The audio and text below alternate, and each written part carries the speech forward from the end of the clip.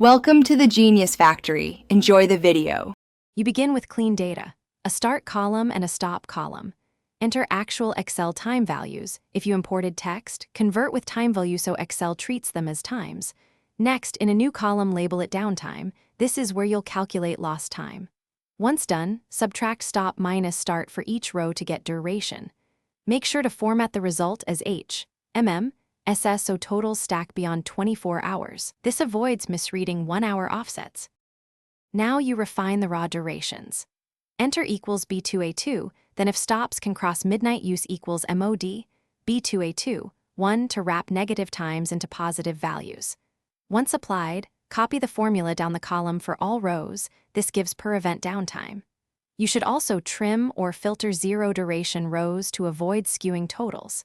If you need downtime in hours as a decimal, multiply the time value by 24. This conversion makes it. Finally, total your downtime with equals SUM on the duration column.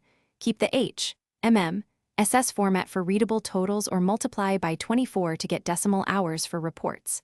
To calculate availability or percent downtime, divide total downtime by scheduled hours, then multiply by 100.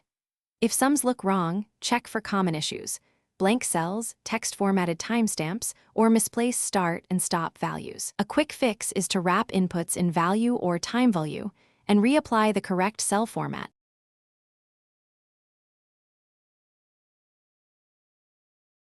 Thanks for watching. If you found this helpful, don't forget to like and subscribe.